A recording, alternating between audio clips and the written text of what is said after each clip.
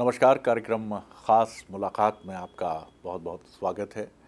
और आज इस कार्यक्रम में हमारे साथ कांग्रेस के एक ऐसे सीनियर लीडर हैं जिन्होंने कम समय में ही अपनी कार्यशैली से, अपने वर्किंग स्टाइल से सबका ध्यान अपनी तरफ खींचा है। राजनीति उनकी परंपरा रही है, आप कह सकते हैं। उनके पिताजी सीनियर कांग्रेस लीडर इंद्रजीत सिंह पटेल एक बड़ा नाम रहे हैं, और बड़ा नाम इस मायने में नहीं कि वो बड़े नेता रहे, विंध्य से, और कैबिनेट मंत्री रहे, इसलिए वो बड़े मन से और सम्मान से याद किए जाते हैं कि वो एक सहृदय और सरल राजनेता रहे, जो दलीय राजनीति में नहीं उलझे और संस्कृत के बड़े एक स्कॉलर पॉलिटिशियन के तौर पर उनको देखा जाता रहा। और मध्य प्रदेश में उन्होंने स्कूल शिक्षा विभाग में जो नवाचारी प्रयोग किए, उनकी बड़ी चर्चा होती है। उनके वो पुत्र हैं। तो मुलाकात करिए। एआईसीसी के सदस्य हैं और सीनियर कांग्रेस लीडर हैं, पूर्व कैबिनेट मंत्री हैं, कमलेश्वर पटेल मेरे साथ हैं। बहुत स्वागत करता हूं कमलेश्वर। नमस्कार कमलेश्वर जी, थोड़ा से कुछ हल्के फुल्के सवालों के बाद राजनीतिक सवालों की तरफ लौटेंगे। पहले तो यही मैं जानना चाहूँगा, बाबूजी जो आपके पिताजी रहे, एक बड़ी अलग राजनीति की धारा उन्होंने खींची है, एक लाइन जो खींची है वो कम दिखती है, अब तो बहुत ही कम हो गई, विलुप्त तो प्राय हो गई राजनीति में। पहला मैं यही जानना चाहूँगा कि बालपन से जब से आपने होश संभाला, पिताजी को किस तरह से और किस शैली में देखा, और उनकी क्या सीख रही जब आपने राजनीति का ककहरा सीख कर कदम रखा, तो क्या एक पिता की पुत्र को सलाह थी? देखिए, हमेशा जो उनको काम करते हुए देखा और जिस तरह से बचपन से लेकर उनका जो नज़रिया था, खासकर सभी वर्गों के लिए और गरीब के लिए, तो उनका एक विशेष नज़रिया होता था। अगर कोई विकलांग है, वृद्ध है, असहाय है, तो सब काम छोड़ के पहले उसकी मदद करते थे। तो एक तो हमेशा बोलते भी थे, कर भला सो हो भला। तो हमेशा प्रयास रहता है कि अगर हम अच्छा कर सकते हैं, अच्छा कर्म करें, लोगों की मदद करें और सभी वर्ग के लोगों को सम्मान दें, चाहे छोटा हो बड़ा हो, जिससे जैसा रिश्ता हो, वो देखा हमने काम करते। और कभी उन्होंने अपने राजनीतिक जीवन में किसी को अलग नहीं समझा, चाहे वो किसी पार्टी का रहा हो। चुनाव अपनी जगह है, चुनाव होने के बाद वो कोई भी विपक्षी भी हो, अगर उनके पास आता था उसका मान सम्मान करते थे, काम करते थे। एक आध बार तो हम लोगों का भी ऐसे ही चुनाव हुआ और 15-20 दिन बाद ही जो सबसे ज़्यादा विरोध किए थे, वो कोई उनके पास आए मिलने के लिए, बड़ा मान सम्मान दिया, बिठाया, चाय नाश्ता कराया, और जो काम लेके आए थे काम भी किया। हम लोग थोड़ा मन में नाराज़गी जाहिर कर रहे थे, और जब वो चले गए तो हम लोगों ने, और भी कार्यकर्ता थे, थोड़ी नाराज़गी जाहिर की। किए तो बहुत बड़े विरोधी थे, तो बोले इनके लिए कोई और विधायक थोड़ी बन के आएगा। और दूसरा ये बोले कि ठीक है, ये इस चुनाव में हमारे विरोध में थे, कोई ज़रूरी थोड़ी है कि अगले चुनाव में हमारे विरोध में रहेंगे। तो ये नज़रिया था। और हम समझते हैं कि राजनीति क्षेत्र में हम लोगों को भी इस तरह की उदारता रखनी चाहिए। लोकतंत्र में पक्ष विपक्ष अपनी जगह है, लोगों को अपनी बात कहने का, विरोध करने का एक पहलू हो सकता है, और ये लोकतंत्र है और यही हमारी ताकत भी है। पर कभी भी हमें अपने व्यक्तिगत नाराज़गी को लेके किसी के प्रति टारगेट नहीं करना चाहिए। तो हम ये भी मानते हैं कि कमलेश्वर पटेल भी उस रीजन में एक ऐसे नेता हैं सार्वजनिक जीवन में, जो कांग्रेस और बीजेपी दोनों के नेता, इस मायने में कि जो भी जायज़ बात है, जो भी ऐसी चीज़ है जो रैशनल है, जो की जा सकती है, वो होगी। अगर अवसर मिलता है, आपके पास शक्ति आती है कि काम करना है, तो इसमें वर्गीकरण नहीं कि ये कांग्रेस का बंदा है, ये बीजेपी का बंदा है। नहीं, ये तो देखिए, वर्तमान में ऐसी परिस्थिति हो गई है, कार्यकर्ताओं की नाराज़गी तो फेस करनी पड़ती है। पर हमने देखा है पिताजी को, जो मंत्री थे, तो एक से जो आज बहुत बड़े नेता हैं भाजपा के, उनके पास आते थे, पहली दूसरी बार के विधायक थे भाजपा के, अब नाम कोड नहीं करेंगे, पर कभी भी उनने विसंगति नहीं की। हम देखते थे यहीं पे जब पिताजी आवास पर्यावरण मंत्री थे, सीपी वगैरह था उनके पास, बाबूलाल गौर साहब विधायक हुआ करते थे। जब विजिट करने के लिए जाते थे, स्थानीय विधायक होने के नाते पहले अपनी गाड़ी भेजते थे, मंत्री वाली गाड़ी भेजते थे, उनको जब लेके आती थी गाड़ी तब साथ में जाते थे। ये सौहार्दपूर्ण वातावरण था पक्ष और विपक्ष के बीच में। पर आज कोई भी प्रभारी मंत्री किसी जिले में जाए और अगर विपक्षी दल के विधायक को अपने साथ बिठा ले और कहीं साथ में लेके चला जाए, तो आजकल तो अब ये चर्चा होने लगती है कि जरूर ये दूसरे दल में जाने वाला है। जिस तरह से खरीद फरोख्त और जिस तरह से वातावरण बना देश और प्रदेश में, तो कहीं ना कहीं अविश्वसनीयता पैदा हुई है। जो मैं आप पिताजी को देखता हूँ तो आपके तो मुझे लगता है कि उनका जो लिनिएज था, रामायण की चौपाइयाँ कंठस्थ हैं, जितने धार्मिक प्रसंग हैं वो सब मुखाग्र उनको रहते थे, सब याद रहते थे। संस्कृत बड़ी अच्छी थी, तो उनका लिनिएज जो था वो तो भारतीय जनता, अगर आज माने खरीद फरोख्त दल बदल तमाम, तो कभी आपकी चर्चा जब होती थी तो बीजेपी ने कभी, उस समय तो कम थी ये प्रवृत्ति, लेकिन कभी ऐसा कोई प्रसंग आया कि बीजेपी की तरफ से कोई प्रस्ताव उनके पास आया, अरे साहब आप तो इस पार्टी के लायक हैं, उधर कहाँ, इधर आइए? नहीं, ये मेरे साथ भी कर चुके हैं, पूजनी पिताजी के साथ भी किया था। आपके साथ भी, बाबूजी के साथ भी? पूजनी पिताजी जब बीच में पार्लियामेंट चुनाव लड़े 2009 में और चुनाव हार गए, उस समय थोड़ा पार्टी के अंदर अंदरूनी थोड़ा विभाजन हुआ। दाऊ अर्जुन सिंह साहब उस समय केंद्रीय मंत्री थे और उनके परिवार से भी चुनाव लड़ना चाह रहे थे। बस सोनिया जी, राहुल जी ने पिताजी को लोकसभा चुनाव लड़ाया। 2008 में पिताजी चुनाव लूज कर गए थे। उस समय थोड़ा सा जो असंतोष या कह लीजिए जो भी स्थिति थी, तो लगा बीजेपी के नेताओं को, बड़े नेताओं ने संपर्क किया था, घर तक भेजा था, गांव तक भेजा था, किसी को नाम कोड नहीं करेंगे। पर पिताजी ने कहा हम जहाँ हैं, हम बहुत अच्छी जगह है और आपने ऐसा सोच कैसे लिया? क्या बात है। और मेरे साथ भी हुआ बीच में एक बार किसी प्रोग्राम में सारे नेता बीजेपी के अभी थोड़े दिन की पहले की बात है, 2-3 साल पहले की बात, जब सरकार हमारी गिरी थी, किसी ने छेड़ा कि आप गलत जगह, एक अच्छे नेता हैं और बड़ी अच्छी छवि है, आप बहुत गलत जगह फंसे हुए हैं। हमने कहा आप रॉन्ग नंबर डायल कर रहे हैं, सनद पड़े काम आएंगे, कभी ज़रूरत पड़ेगी तो आपके काम आएंगे। हम जहाँ हैं, हम बहुत अच्छी जगह है और आप कभी इस तरह से कोशिश भी मत करिए। बीच बीच में करते रहते हैं क्योंकि अब आदत में मशगूल हो गए हैं, उनकी आदत में हो गया है, हर किसी को एक ही जैसा समझते हैं। पर उनको ये नहीं पता है कि जब से पैदा हुए तब से कांग्रेस देखा है, कांग्रेस की नीति रीति, कांग्रेस के सिद्धांत को देखा है। कमलेश्वर जी, लेकिन ये बात सुनने में बहुत अच्छी लगती है और आप जैसे राजनेता भी हैं, बिल्कुल सही है, जो कांग्रेस से इतना प्यार करते हैं कि वो सोचते नहीं हैं। लेकिन आप ही की उम्र के कुछ मित्र, आपसे बड़े कुछ लोग, नेता जिन्होंने पार्टी बदली है, हर किसी पर ये इल्ज़ाम लगा देना भी उचित नहीं होगा कि वो प्रलोभन के लिए गए। उनमें से कई आज भी पद की प्रतीक्षा में, लेकिन उन्होंने कांग्रेस छोड़ी। आरोप ये लगता है कि आपकी पार्टी में जो सम्मान मिलता रहा है, जो संवाद की प्रणाली बहुत मजबूत रही है, वो प्रणाली कहीं कमज़ोर हुई है।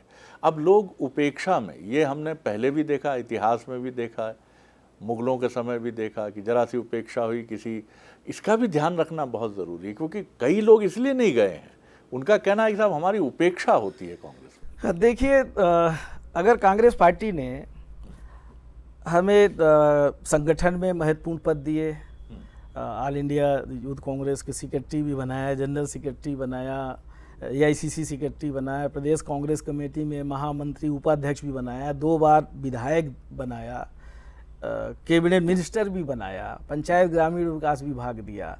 आज हम कांग्रेस वर्किंग कमेटी के मेंबर हैं, CWC, जो हमारी सर्वोच्च कमेटी है, वहाँ हमारी पार्टी ने बिठाया। और कभी हमें कुछ नहीं मिलता है तो इसका मतलब ये थोड़ी है कि हम मुंह फुला के बैठ जाएं, पार्टी से बगावत कर दें। हम ही बस तो नहीं है ना पार्टी में। तो इस तरह की जो बातें करते हैं, जो सोचते हैं, वो अपॉर्चुनिस्ट लोग होते हैं, जो सिद्धांत की राजनीति नहीं करते।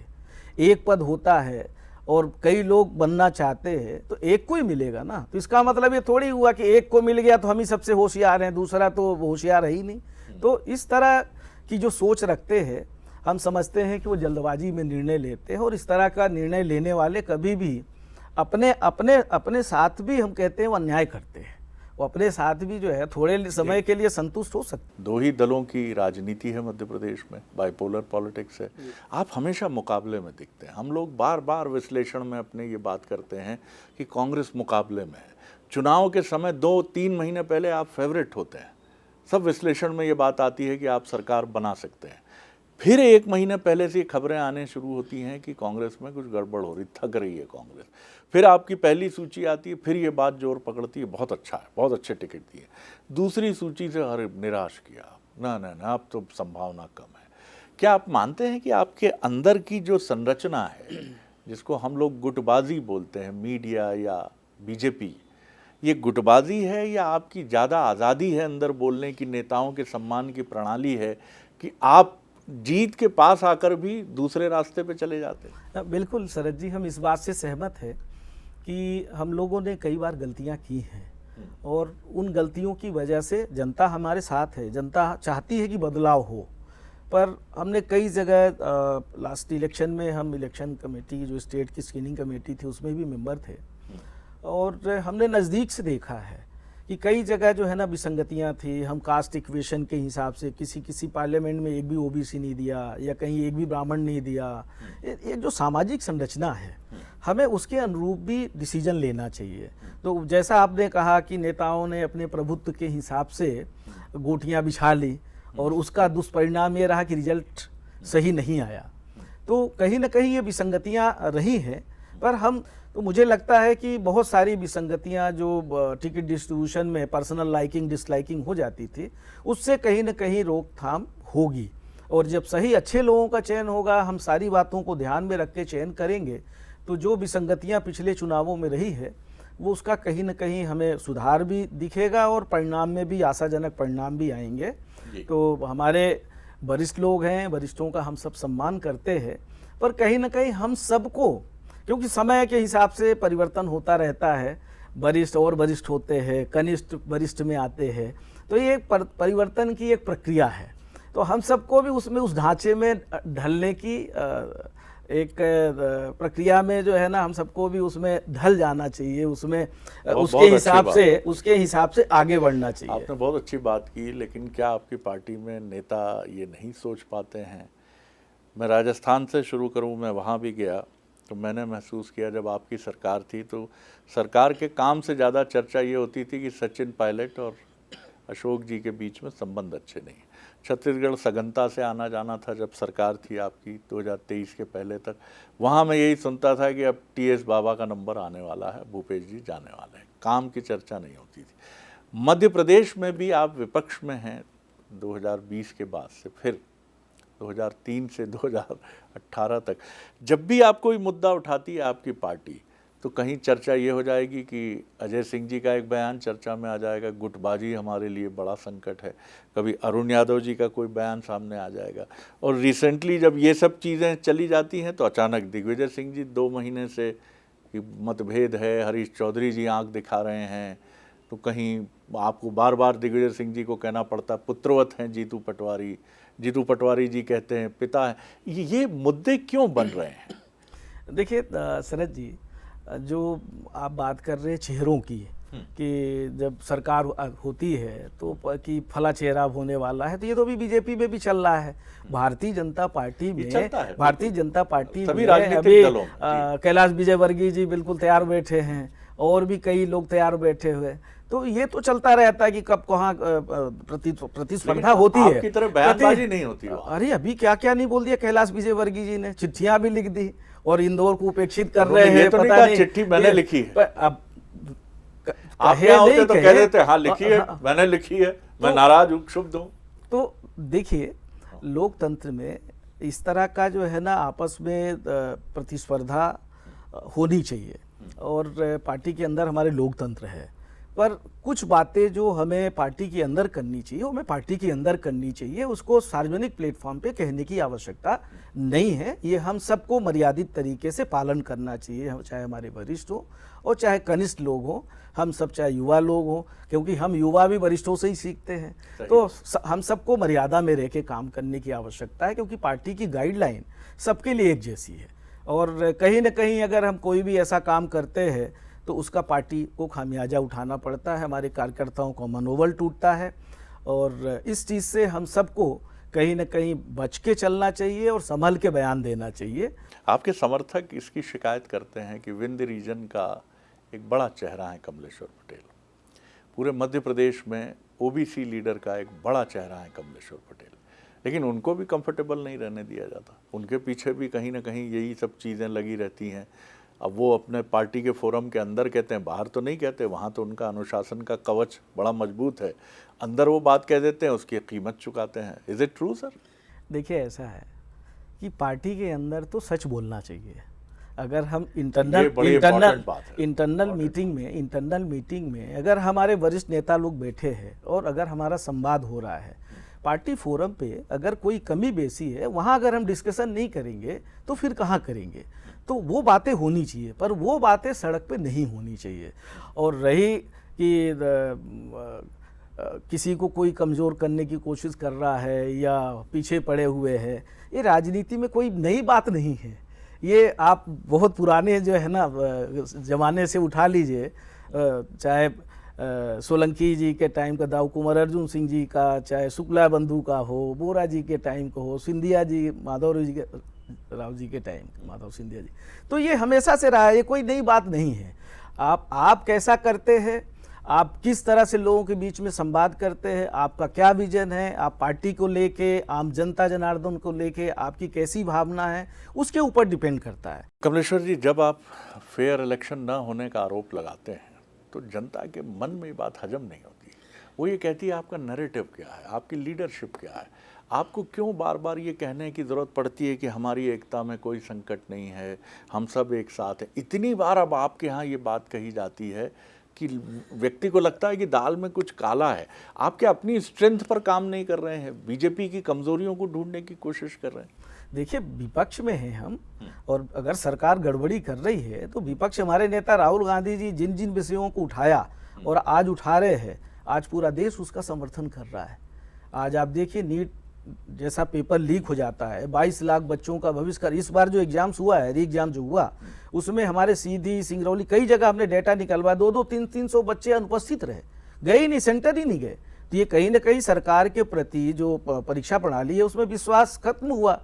ऐसे ही कितने सारे एसएससी के पेपर लीक हो गए, एमपीपीएससी के 3-4 साल परीक्षाएं नहीं हुई, यूपीएससी के पेपर लीक्स होने की और वहाँ गड़बड़ी की चर्चा हो रही है। अभी आपके महाराष्ट्र में जिस तरह की घटनाएं घटित हुई, आप जिस तरह से भारत अमेरिका ट्रेड डील हुई और उसका आज दुष्परिणाम देखिए। आज किसान जो है अपनी ही खेती जो है, उपज का उपार्जन सोसाइटियों में नहीं बेच पाया, व्यापारियों के हाथ बेचने को मजबूर हुआ। आज खाद देखिए, सरकार की गलत नीति की वजह से 2450 रुपये डीएपी, और वो भी मिल नहीं रही है। और यूरिया, डीएपी और जिंक तीनों अगर किसान नहीं लेगा तो खाद ले नहीं सकता। जरूरत उसको अगर एक की है तो नहीं है। ये सारी अव्यवस्था किसके राज्य में है? तो अगर हम विपक्ष में, हमारे नेता, हमारी पार्टी, हमारी जिम्मेदारी है कि हम इनकी कमियों को गिनाएं। बीते 10 साल में, मैं ज़्यादा उससे पहले की बात है, सड़क का कोई बड़ा जन आंदोलन कांग्रेस का बता दीजिए जिसने हिला दिया हो सरकार को। 14 महीने छोड़ दीजिए आपकी सरकार के, कोई भी बड़ा जन आंदोलन आपको याद आता है जिसमें कि लाठियाँ खाई हों सड़कों, और वो प्रदेश व्यापी हो, प्रदेश की जनता की नब्ज पकड़ कर किया हो? नहीं, आंदोलन तो हम लोग करते रहते हैं, ऐसा नहीं है। हमने अपने यहाँ तो हमने कई आंदोलन किए और 36 घंटे किए। अभी हमने एक उमरिया में आंदोलन किया था, मानपुर में, अभी थोड़े दिन पहले, 10 दिन पहले की घटना है। तो एसडीएम एक ज्ञापन लेने नहीं आई, जबकि आयोजक लोगों ने उनसे चर्चा किया था पहले। अब वो 5 किलोमीटर अपने ऑफिस से निकल के बस स्टैंड तक एक ज्ञापन लेने नहीं आ रही, चिलचिलाती धूप में। यही खाद और बिजली, डीजल के संकट को लेके था। फिर हम लोग एसडीएम कार्यालय में गए, फिर हम लोगों ने तय किया कि 5 किलोमीटर हम लोग पैदल गए और वहाँ जाके रात में 11 बजे तक बैठे रहे। तय किया कि एसडीएम को नहीं देंगे, या तो कलेक्टर आए या तो जिला से प्रतिनिधि भेजे, और जिले से जब आए तब दिया। और वहीं हम लोगों ने खाना भी बनाया, आए अपर कलेक्टर आए, सीओ जिला पंचायत आए 10:30 बजे रात में लेने के लिए ज्ञापन। और बात हुई कि भाई लोकल लेवल का जो मैटर है आप सॉल्व करिए। भाई किसान को अगर डीजल चाहिए तो आप 20 लीटर डीजल दे रहे हो, और वो भी अब ट्रैक्टर लेके आए 20 किलोमीटर 25 किलोमीटर तभी आप देंगे, तो ये कौन सा तरीका? गैलन में दीजिए। तो आपके आंदोलन से कुछ फर्क पड़ा है? बिल्कुल पड़ा है। बिजली का था, बिजली कटौती बहुत हो रही थी, बिजली के विषय पे भी, खाद की अनुपलब्धता थी, तो आंदोलन अगर आप सुनियोजित तरीके से करते हैं, हमने सीधी में 36 घंटे आंदोलन में बैठे रहे, रात में आधी रात में कलेक्टर एसपी आए, दूसरे दिन उठे हम। तो आंदोलन होना चाहिए और करते रहते हैं, पर जिस तरह की आप बात कर रहे हैं, अभी हम लोग प्लानिंग कर रहे हैं और आने वाले समय में किसान को, गरीब मजदूर जिनकी जो समस्याएं हैं उनको चिन्हित करके और ऐसे आंदोलन हम लोग करेंगे, हमारी जिम्मेदारी है।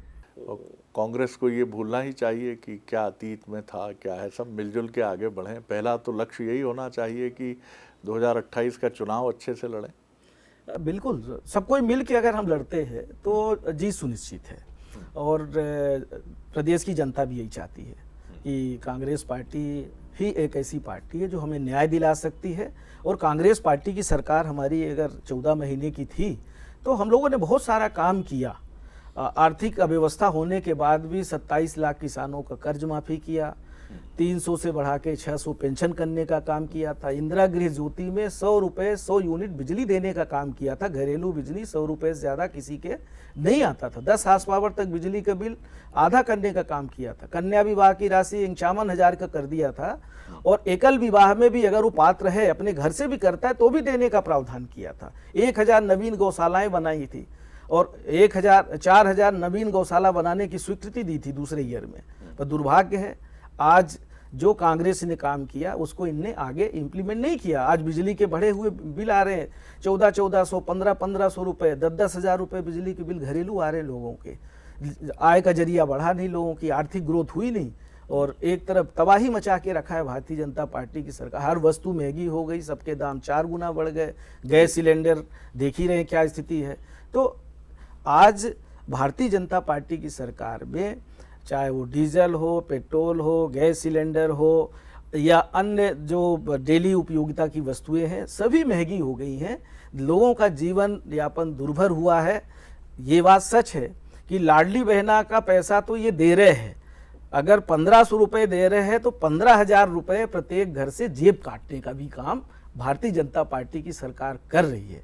ये बड़ी चालाकी से ये लोग जो है प्रदेश की जनता को लूटने का काम कर रहे हैं और किसानों के साथ तो बहुत बड़ा छलावा करने का काम कर रहे हैं। आखिरी सवाल कर रहा हूँ कमलेश्वर जी, ये दावा बार बार कांग्रेस करती है, आप भी करते हैं कि 28 में सरकार बनाएंगे, पहले भी आपके दावे करते रहे, इसका आधार मुझे समझाइए और मुझसे अधिक जनता को समझाइए कि अगर फिर ये दावा आपका है, और ये दावा 2018 के पहले तो वजूद में ही नहीं था, हर बार असफलता ही हाथ लगी। शुभकामनाएं हैं कि आप लोग आगे बढ़ें और कोशिश करें एक बार फिर पूरी शक्ति से। तो उसका आधार क्या होगा, क्यों आप ये दावा कर रहे हैं?